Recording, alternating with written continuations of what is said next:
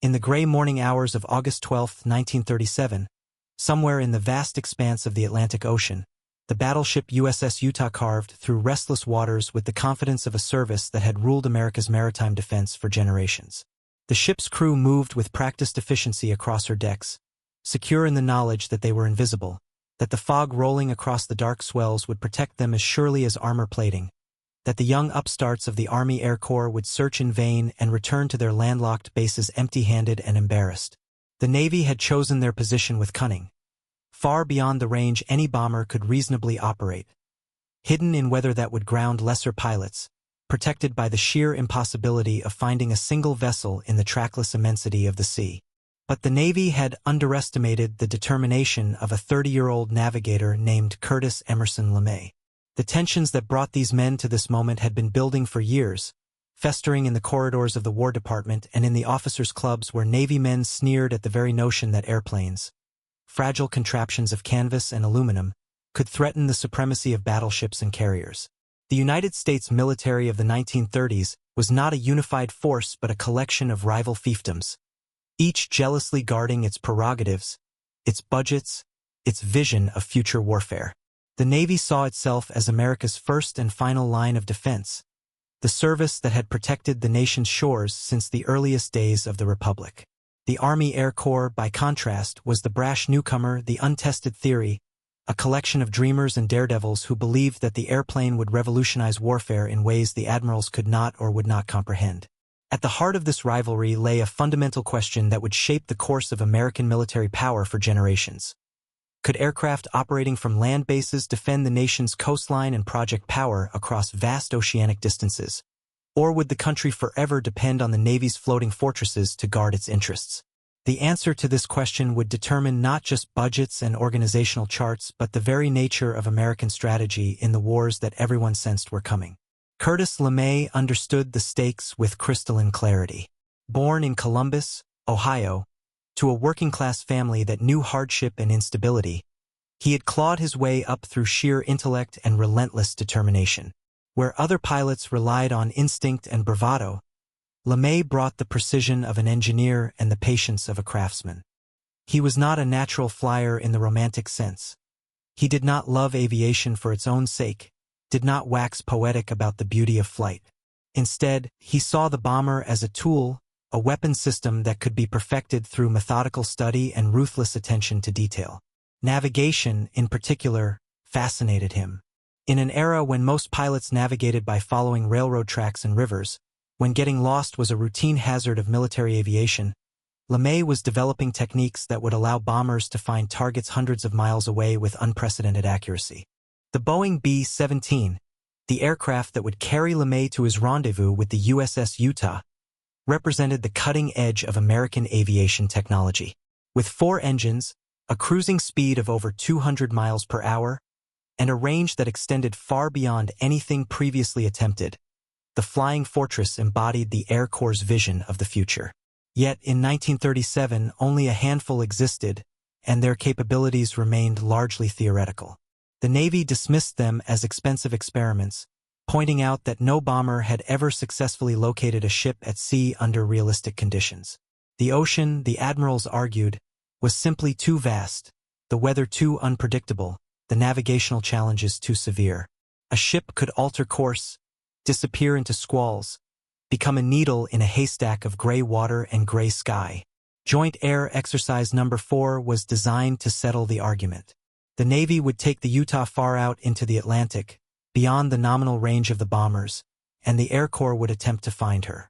The rules seemed straightforward, but the Navy had ensured that the odds favored their position. They provided coordinates for where the Utah would be, but those coordinates were deliberately imprecise, off by miles. They chose a date when weather forecasts promised poor visibility.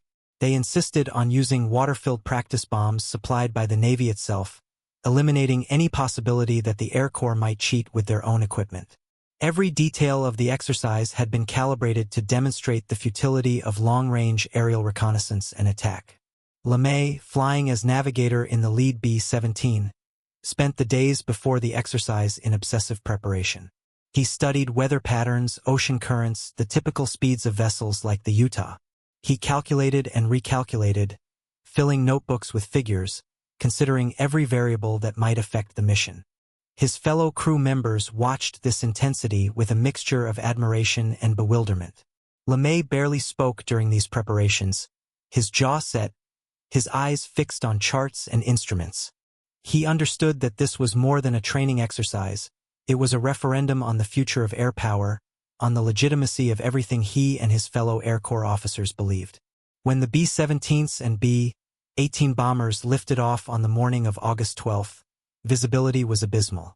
Fog clung to the sea like a living thing, reducing the world to shades of gray.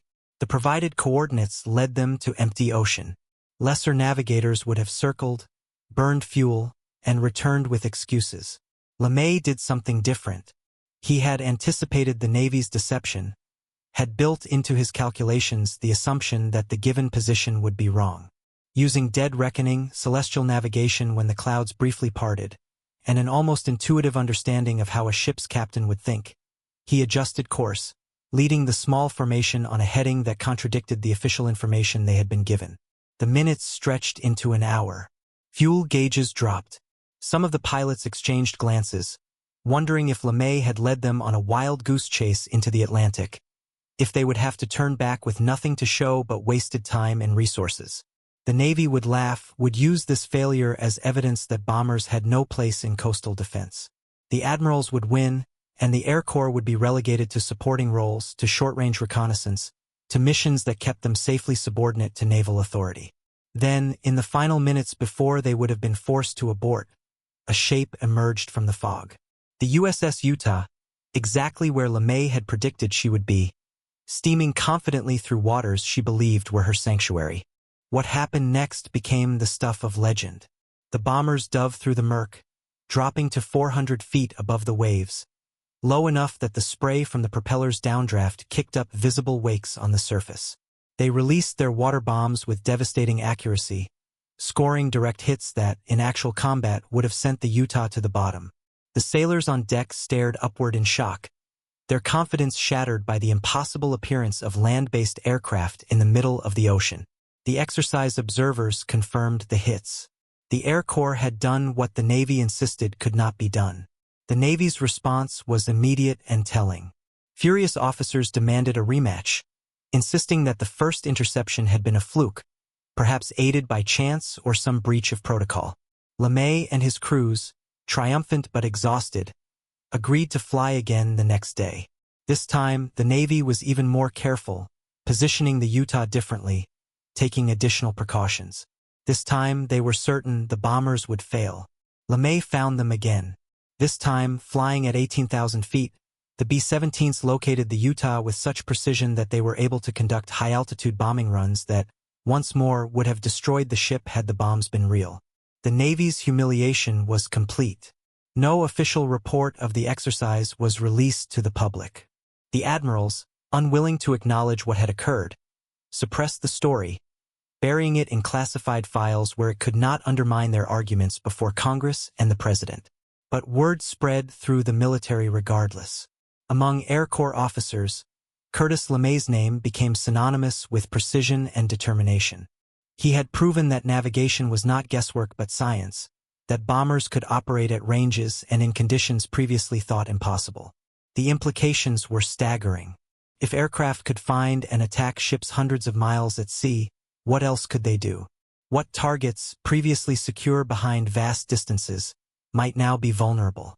The Navy, however, had not conceded defeat.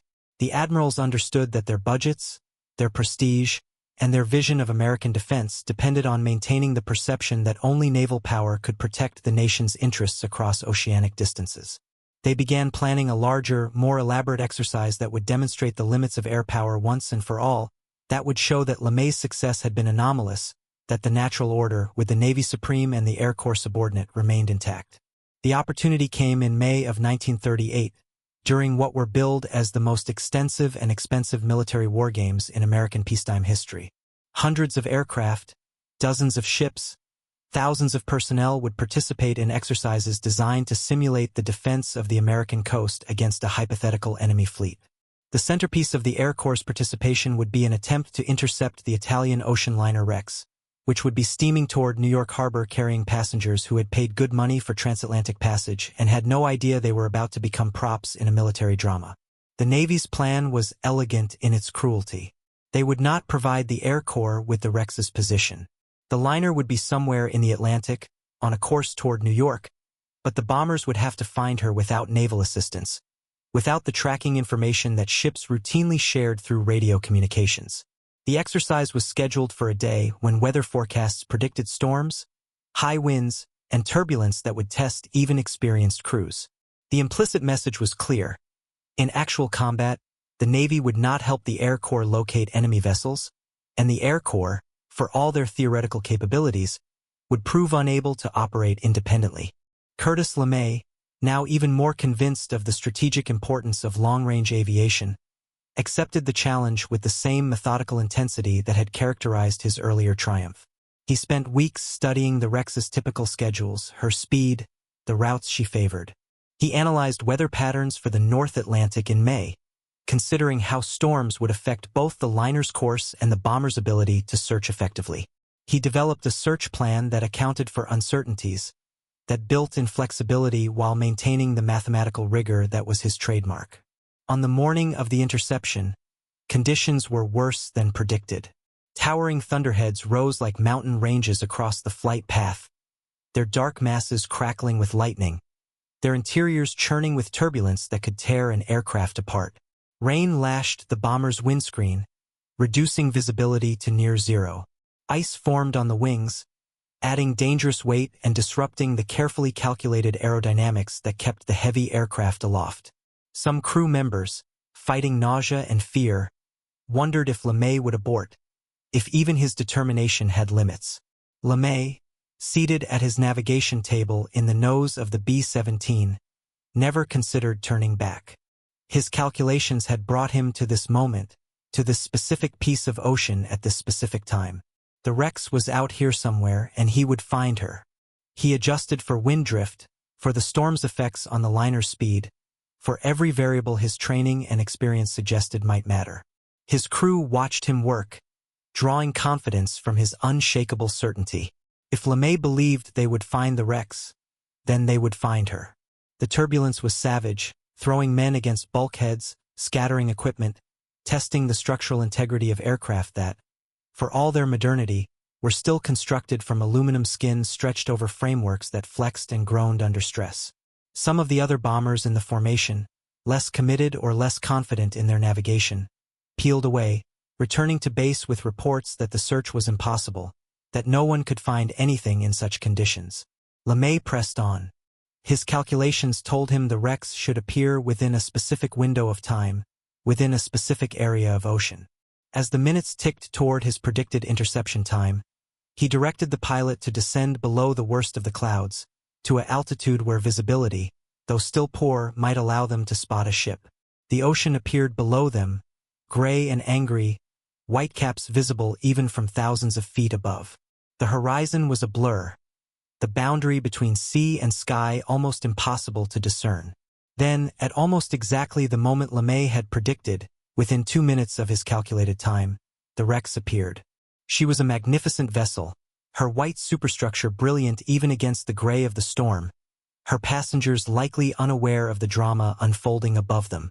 The sight of her, positioned almost exactly where LeMay's mathematics had promised she would be, was a vindication so complete, so irrefutable, that even those who had doubted him felt a moment of awe. The B-17 swept low over the liner, low enough that passengers rushed to the decks to photograph the aircraft, low enough that the roar of the engines must have been deafening, low enough that there could be no doubt about the interception's success. A photographer aboard one of the bombers captured an image that would define the moment. 2 flying fortresses in formation, banking gracefully over the Rex's bow, the ship below them small and vulnerable, the vastness of the ocean stretching away in every direction. That photograph made the front pages of newspapers across the country, accompanied by headlines that spoke of the Air Corps' triumph, of the dawning age of air power, of the young navigators and pilots who were rewriting the rules of warfare. The Navy's reaction was more complex than simple anger, though there was plenty of that in the aftermath. Some officers began to understand that they were witnessing a genuine revolution in military capability, that the world had changed in ways that made their cherished assumptions obsolete. Others dug in, insisting that the wreck's interception had been propaganda, that finding a large passenger liner on a known route was nothing like locating enemy warships in the chaos of actual combat, that the Navy's dominance remained unchallenged in any scenario that truly mattered. But the political winds had shifted. President Franklin Roosevelt, watching the military debates with the keen eye of a former Assistant Secretary of the Navy who understood both sides of the argument, saw in LeMay's achievements something more than technical prowess. He saw a way to extend American power without building more battleships, to defend the coastline and project force overseas using aircraft that, once built, could operate at a fraction of the cost of maintaining a massive fleet.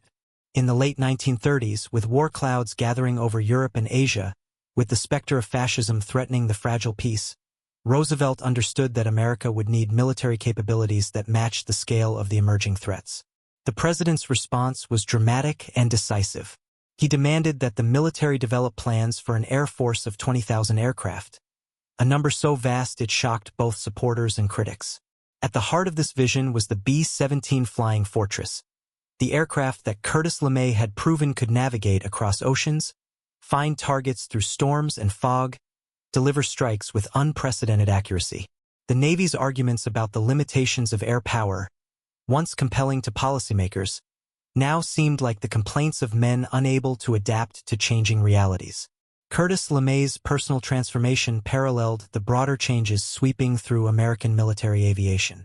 The methodical young navigator who had proven his theories through precision and determination was becoming a figure of legend, a symbol of what the new generation of airmen could achieve.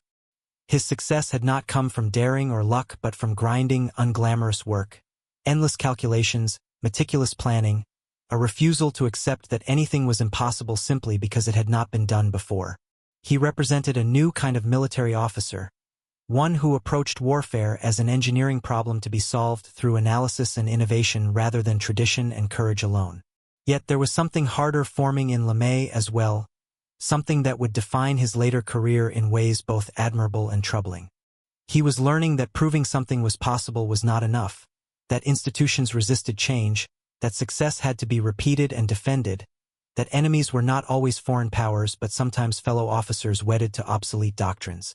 The Navy's attempts to suppress his victories, to deny the evidence of what had occurred, taught him that political battles could be as important as tactical ones. He was becoming not just a skilled navigator but a man who understood how to fight for ideas, how to use success to build momentum, how to transform technical achievements into strategic leverage.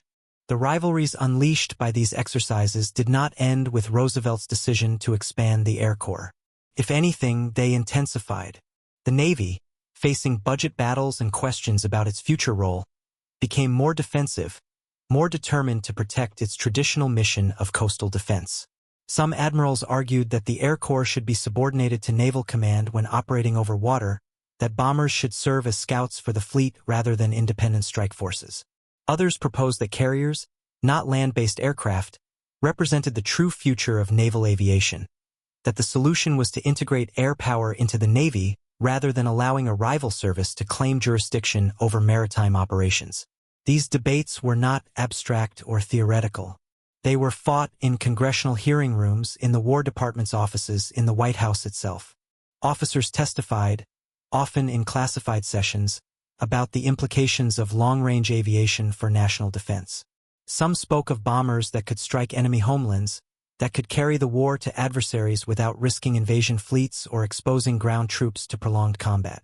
Others warned of the dangers of over-reliance on untested technology, of the need to maintain balanced forces, of the risks inherent in believing that any single weapon system could dominate modern warfare. Curtis LeMay, for his part, continued to refine the techniques that had brought him success.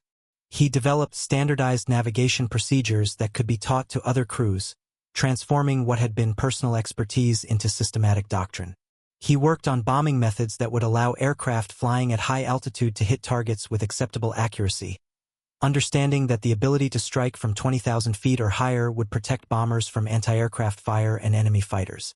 He thought deeply about formation flying, about how multiple aircraft could support each other in combat, about the tactics that would allow bombers to penetrate defended airspace and survive to strike their targets. In all of this, he was preparing for a war he believed was inevitable.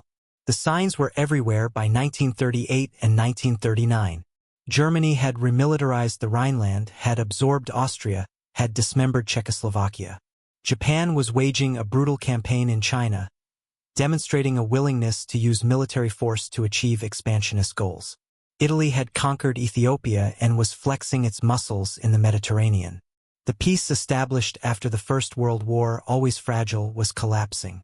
Men like LeMay, who thought systematically about what future warfare might demand, understood that the United States would not remain isolated from these conflicts forever, that American power would eventually be called upon to restore some kind of international order. The irony, perhaps, was that the very capabilities LeMay had demonstrated, the ability to navigate across oceans, to find targets in adverse conditions, to strike with precision from long range, would prove even more valuable than he had imagined. When war finally came to the United States in December 1941, when the Japanese attack on Pearl Harbor shattered the illusion of hemispheric immunity, the strategic bombing campaign that would help win that war depended on exactly the techniques LeMay had pioneered over the Atlantic in 1937 and 1938. The rivalry with the Navy, far from being resolved, would continue throughout the war and beyond, manifesting in battles over resources, over strategy, over the fundamental question of what kind of military power America needed in a world of global threats and nuclear weapons.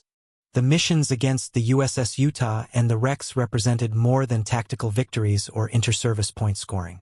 They were, in their way, the birth announcements of a new era in warfare, moments when the impossible became real, when theoretical capabilities were proven through execution, when a determined man with a slide rule and a profound understanding of navigation changed the calculus of American military power.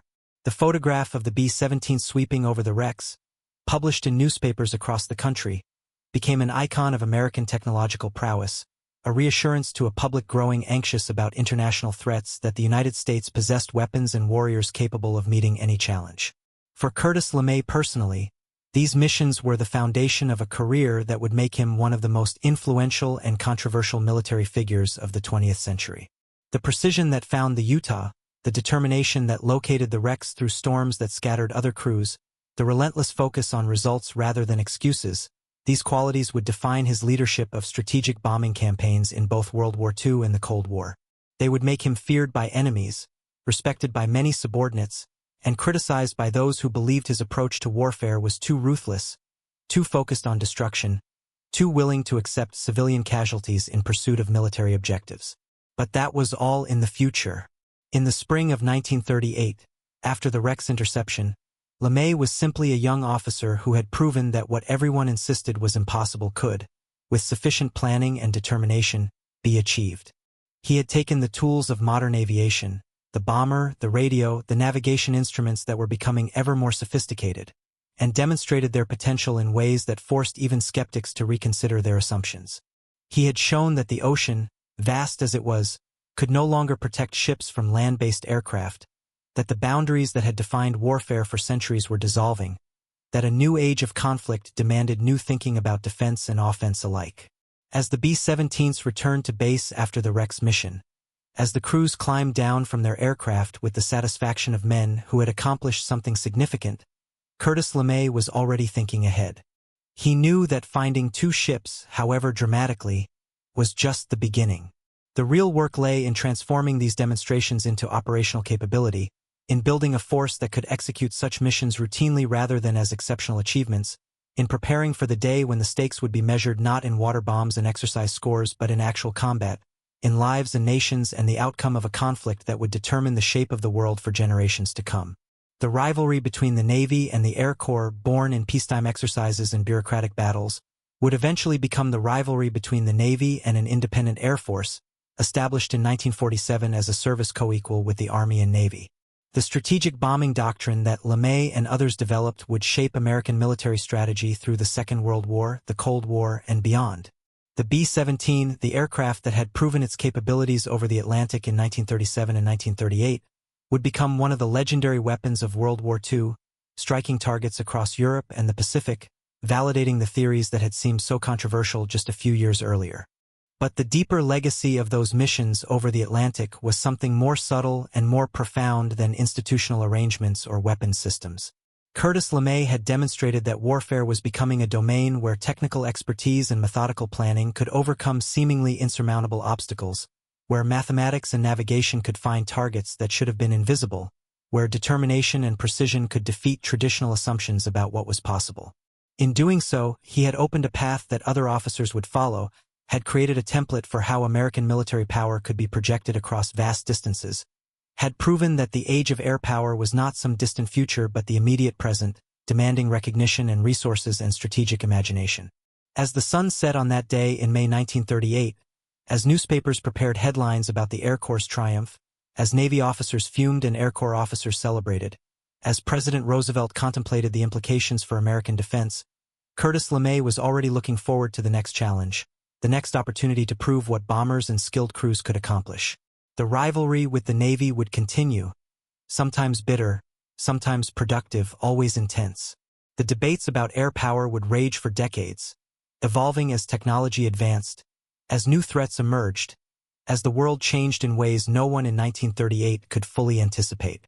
But on that gray day over the Atlantic, when the wrecks emerged from the storm almost exactly when and where a young navigator had predicted she would be, when the B-17 swept low over her decks in a display of capability that made headlines and changed minds, something fundamental had shifted in American military history. The future had announced itself, and Curtis LeMay had been its messenger.